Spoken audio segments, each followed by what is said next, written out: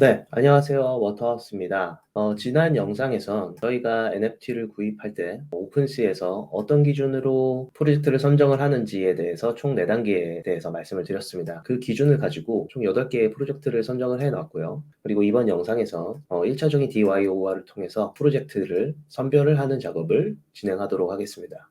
네, 우선 저희가 추렸던 8개의 프로젝트들이 여기에 하나의 탭으로 열려 있거든요. 그러면 저희가 그 1차적으로 기본적으로 하는 DYOR 프로세스를 한번 프로젝트마다 해보도록 하죠. 밟아 나가보도록 네, 하죠. 이 스컬툰즈라는 프로젝트가 있고 크리에이터는 오픈시에서 베리파이가 됐고 네, 그 컬렉션 자체는 베리피케이션이 안 돼 있고 오피셜 페이지가 링크가 되어 있죠. 한번 가서 보면 제가 지금 이 트위터 프로파일에서 느끼는 점들을 몇 가지 포인트 아웃 해볼게요. 이 스컬툰이라는 페이지가 3D 아트고 니오팝 아티스트라는 티오도르라는 사람이 파운더, 메인 아티스트인 것 같아요. 그리고 여기서 또 볼 수 있는 정보는 웹 3.5에서 어떤 선구자 역할을 하고 있다. 뭐 이런 거 자기가 얘기하는 거니까. 그렇죠. 디스코드 이 링크가 여기 딸려 있고 오픈시 링크가 있습니다. 그런데 여기서 저희가 하나 보면 2022년 1월 달에 생긴 계정이거든요. 여기서 지금 한 가지 빨간불이라고 볼 수 있는 건 2개월 만에 지금 이 13만 4천 명의 팔로워를 확보를 한 거거든요. 그 얘기인 즉슨 굉장히 많은 팔로워가 단기간에 얻어졌다는 거고, 저 같은 경우에는 이 팔로워 숫자를 크게 의미를 두지 않아요. 오히려 약간 불신을 하는 경우가 있는데, 왜냐면 이 숫자는 그냥 돈으로 주고 사서 올리면 돼요. 트위터 익스피리언스가 많이 없는 사람들은 팔로워 숫자가 많으면 아 되게 좋은 거구나 라고 그냥 넘어갈 수가 있는데, 어느 정도만 경험이 있는 사람들은 이 숫자를 부풀기가 굉장히 쉽고 돈 내면 되는 거고, 오히려 그렇다면 장기간에 이만큼 올랐다는 건 약간 좀 빨간불이 있을 수 있다. 그래서 지금 첫 번째 레드 플래그, 그러니까 빨간불이 생긴 건 이 기간에 비해서 팔로워 숫자가 굉장히 많다. 이런 일이 아주 없는 건 아니지만 그래도 예외적인 건 맞죠. 그게 1번. 저는 이 숫자를 굉장히 중요하게 생각하는데, 개인적으로 팔로우하고 있는 사람들 중에서 몇 명이 이 계정을 나와 같이 팔로우하고 있느냐라는 수치거든요. 저희의 워터하우스 프로파일을 이렇게 보시면 네, 제가 팔로잉 하는 사람들이 650명 정도 돼요. 저희 워터하우스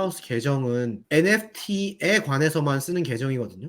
그렇죠. 그리고 이 계정을 한 뭐 1년 좀 안 되게 심혈을 기울여서 이 NFT 스페이스에서 영향력 있고 인플루언서이고 이 NFT에 관한 좋은 컨텐츠를 많이 올리는 사람들을 팔로우하고 추린 리스트인데, 근데 그 중에서 9명 이 계정을 팔로우하고 있다라는 건 제 평상시의 경험에 비추어 봤을 때 그렇게 일반적이진 않아요. 오히려 굉장히 좀 예외적인 상황인 거고, 특히 이렇게까지 팔로워가 많은 계정에서는 이 수치가 상당히 높거든요. 이 예를 한번 짧게 들어보면 두들즈라는 계정이 있잖아요. 제가 이 프로젝트를 한번 볼게요.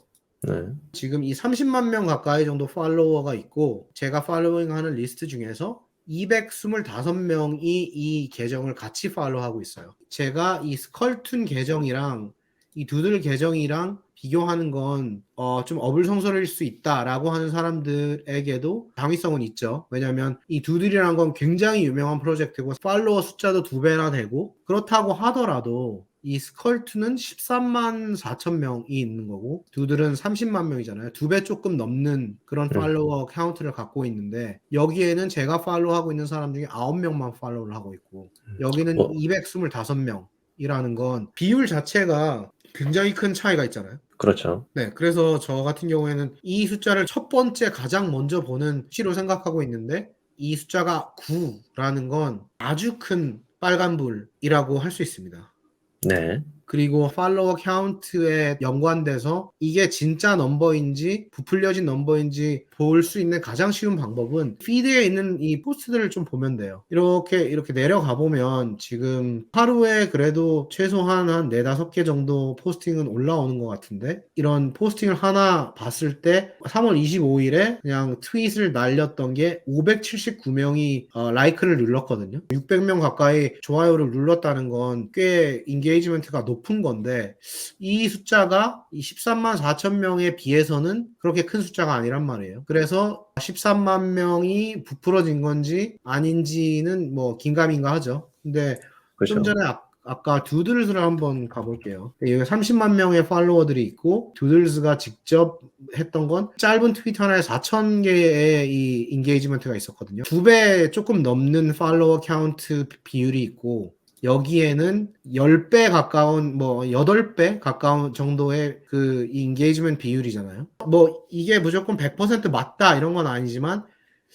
팔로워 카운트에 비해서 인게이지먼트 숫자가 좀 빈약하다. 그래서 저 팔로워 카운트는 부풀려져 있고 계정에 대한 영향력을 더 부풀리기 위해서 만져진 수치일 수 있다. 라는 걸 염두에 두시고 더 리서치를 조금 더 하시면 될 것 같아요. 그 스컬툰스의 아티스트를 봐도 지금 제가 팔로우 하고 있는 사람들 중에서 3명이 하고 있거든요. 아티스트는 이 넘버가 상대적으로 작을 수밖에 없어요. 프로젝트에 비해서. 그래도 3이라면 굉장히 낮다. 정리를 하자면 이 팔로워 수를 그대로 믿지 말고 본인이 정하신 믿을 만한 사람들을 팔로우를 하셔서 그 나와 같은 생각을 가지고 있는 팔로워들이 이 프로젝트에 대해서 어떻게 나와 같은 생각을 가지고 팔로우를 하고 있는지 안 하고 있는지를 확인을 하시고 그리고 이 트위터의 팔로워들과 트윗의 인게이지먼트를 비교를 하셔서 얼마나 수치가 맞는지 트위터의 정보들이 믿을 만한 정보인지 판단을 하셔서 프로젝트들을 걸르시면 될 것 같습니다. 네, 맞습니다. 지금 현재로는 저는 짧게 트위터 메인 계정만 봤을 때는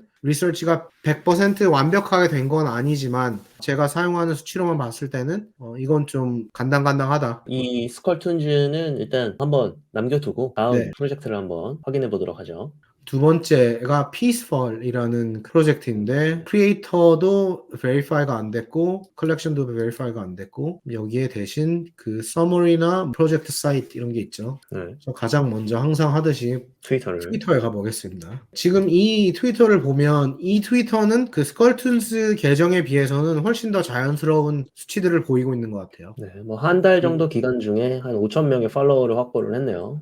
그렇죠. 그렇다고 하면 올게닉 그러니까 굉장히 자연적으로 계정을 늘렸다라고 볼 수 있는 거고 중요하게 생각한다고 얘기했던 이 수치를 보면 제가 팔로잉하고 있는 사람들 중에서 10명이 팔로우하고 있잖아요. 이 비율 같은 경우에는 개인적인 경험에 비추어 볼 때 굉장히 좀 자연스러운 비율이라고 볼 수 있어요. 뭐 레드 플래그는 아직 빨간불은 켜지지 않았다. 이런 이 인게이지먼트를 보면 2시간 전에 20 people, 이게 72명 이 정도는 핀 되어 있는 게 뭐 510 정도라고 하면 12%, 13% 정도 되는 거잖아요. 이런 비율은 굉장히 자연스럽고 자주 일어나는 일이라서 여태까지 한 뭐 1, 2분 정도 보고 나서 내릴 수 있는 결론은 최소한 풀려진 건 없어 보인다. 자연스럽고 스터디를 해볼 필요는 있다. 그렇다고 하면 아티스트를 보거나 프로젝트 홈페이지. 홈페이지 보거나 더 심층적인 리서치가 필요하다라고 하면 그때는 디스코드 링크를 따라 들어가서 디스코드의 뭐 분위기 그리고 거기에 있는 컨텐츠 뭐 스닉픽 같은 것도 있을 수 있고 어나운스먼트 채널을 볼 수도 있고 여러 가지 이 디스코드는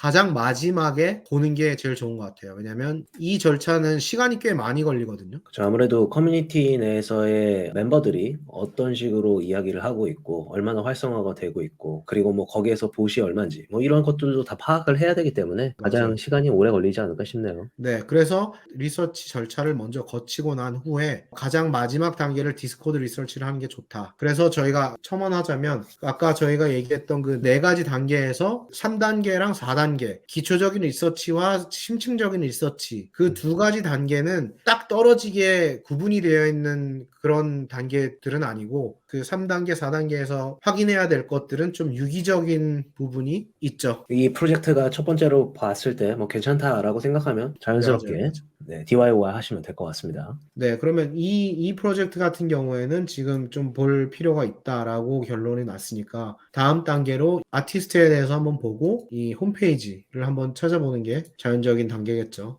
이 지금 아티스트라고 하는데 지금 한 3,000명 정도 있고 5명, 그것도 좀 자연스러워 보이죠. 일본인으로 보여요. 그죠? 네. 그리고 그 사람이 이전에 어떤 작품 활동들이나 뭐 이런 걸 써놓은 것 같긴 한데 일본어라서 일단은 확인이 좀 필요하네요. 그래서 뭐 프리랜서 컴퓨터 그래픽 디자이너고 36살이고 지금 일을 찾고 있다는데요. 뭐 그리고 지금 드래곤볼 Z라는 프로젝트를 했네요. 그리고 더블 드래곤이라는 것도 했었고 참여했던 작업들은 뭐 꽤 있는 것 같아요. 그리고 이런 아트를 여기에 핀 해놓고 있고 그 하나 트윗을 뭐 하나 보자면 일본 테크노 재팬이라는 회사가 있는 것 같은데 이 회사의 뭐 거의 대부분의 게임에서 자기는 일을 했었다.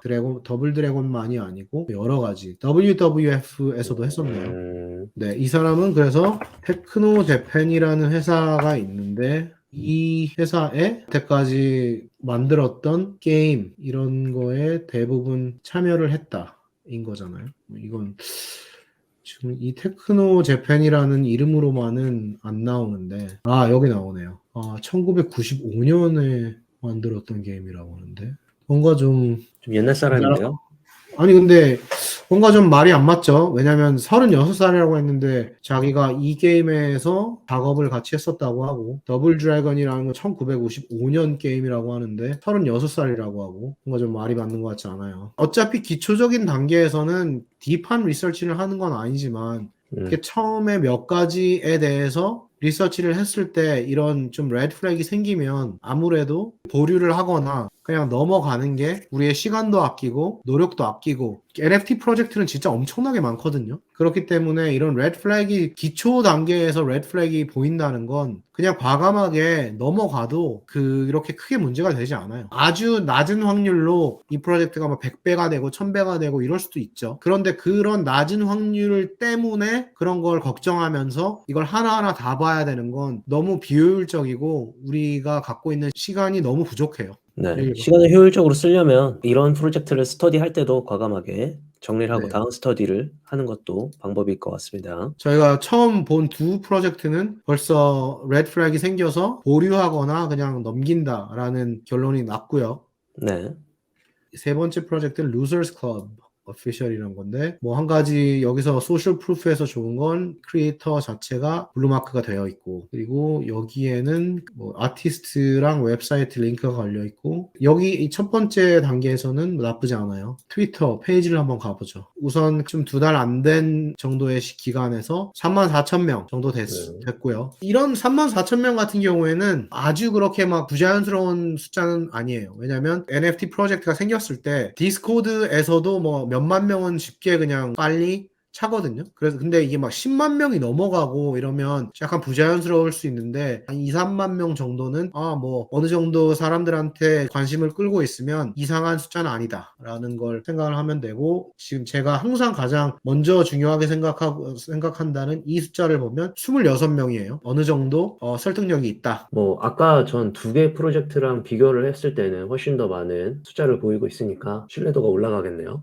그렇죠. 여기에서 우선 빨간불이 안 나왔고 이 프로젝트의 아티스트에 관해서 보고 이 프로젝트에 연관된 링크들을 한번 보는 게 좋겠죠. 가기 전에도 한번 인게이지먼트나 이런 걸 봤을 때 이런 짧은 트윗에 100명 정도 인게이지먼트가 있었고 핀 트윗에 500 정도 있으면 뭐 부자연스러운 것 같진 않아요. 현재까지론. 그러면 아티스트에서 한번 보죠. 이 아티스트가 제이번이라는 아티스트인데 우리가 이따가 보려고 하는 원더 팰러스를 원더팔스. 프로파일 픽처로 갖고 있는 것 같아요. 그리고 뮤지컬 아티스트라고 하고 17,700명의 팔로워가 있는데 조인한 지는 굉장히 오래됐고요. 10년 정도 됐고 여기서도 한 23명, 24명 정도의 뮤추얼 팔로워가 있기 때문에 이것도 부자연스럽지 않고 오히려 내추럴한 숫자다라고 보여집니다. 그리고 여기 인게이지먼트를 그냥 하나, 두 개, 몇 개만 봐도 이런 짧은 트윗에 160명이 라이크를 누른 것도 뭐 175명 그렇게 보이니까 팔로워 숫자비에 비해서 부자연스러워 보이지도 않고요. 그러면 우선 이 트위터 페이지로 봤을 때는 현재까지는 부풀려진 게 없어 보이고 사람들의 인게이지먼트가 어느 정도 있어 보인다 정도라서 현재까지는 레드 플래기 하나도 없는 첫 번째 프로젝트죠. 그렇죠.